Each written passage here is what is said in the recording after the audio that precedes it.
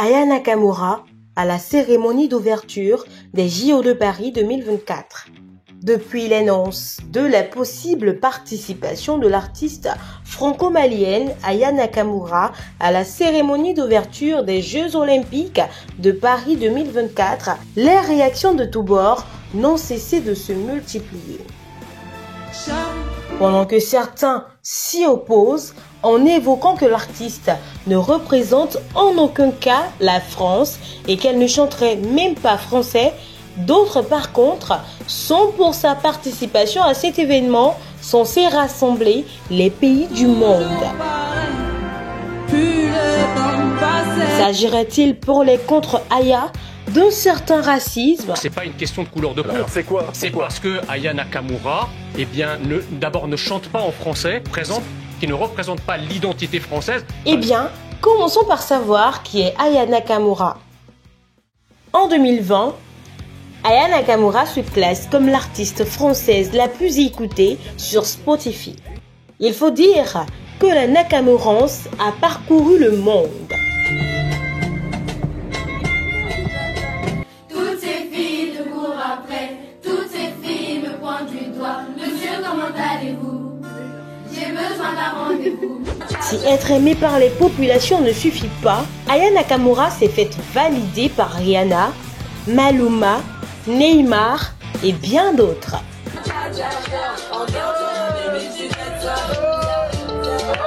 Elle a aussi obtenu plusieurs récompenses pour ses titres. Bref, une carrière plutôt incroyable pour l'interprète de Dja.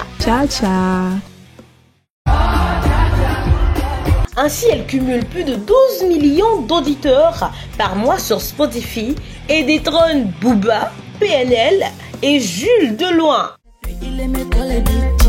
Ses prix et son succès dans le monde devraient donc justifier sa participation à cette cérémonie de lancement des Jeux Olympiques 2024.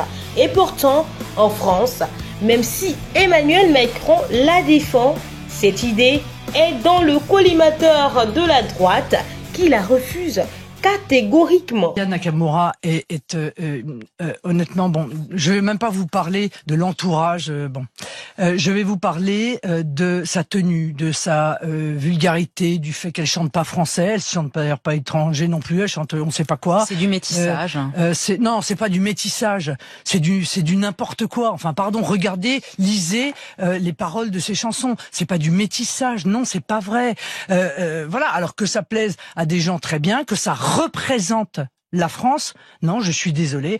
Et pourtant, elle bénéficie du soutien des ayants droit d'Edith Piaf, dont elle devrait interpréter un titre pendant l'événement. Je connais pas, mais apparemment, de ce que j'ai entendu dire, c'est qu'elle était mondialement connue, qu'elle plaisait beaucoup aux jeunes. Alors, si elle est d'une grande notoriété, je pense qu'elle chantera avec beaucoup de respect. Je pense que pour elle aussi, c'est un honneur de chanter une chanson d'Edith, si c'est elle qui choisit. Quand ils ont pour argument qu'elle ne chante pas français, les linguistes rétorquent. C'est une artiste qui chante en français. Vous avez par exemple Daronne, c'est très ancien, Daronne, ça date du 17e, 18e, c'était déjà employé, c'était un mot vraiment de l'argot. Elle utilise en effet pas mal d'argot dans ses chansons. Et ces arguments sont même soutenus par l'immortel Jean-Marie Rouart. Elle joue, elle s'amuse avec la langue.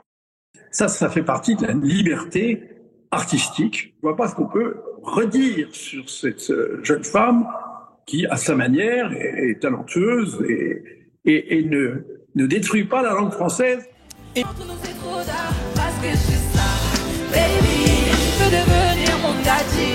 À en croire les images et les mots, notre jeune artiste de 29 ans semble être aimé de tous, donc bien placé pour participer à cette célébration. Et ça en a été le cas le 26 juillet dernier, lors de cette cérémonie qui s'est montrée assez originale et unique. Une cérémonie qui marquera l'histoire olympique de grandes premières. Admirons ensemble la prestation de la diva Aya Nakamura à la cérémonie d'ouverture des JO de Paris 2024. Je crois que c'est leur ding-dong. Je ferais mieux d'aller choisir mon vocabulaire pour te plaire dans la langue de Molière.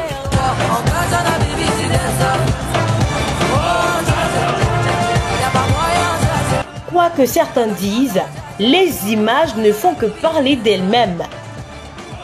Et vous, que pensez-vous de la Nakamurance ?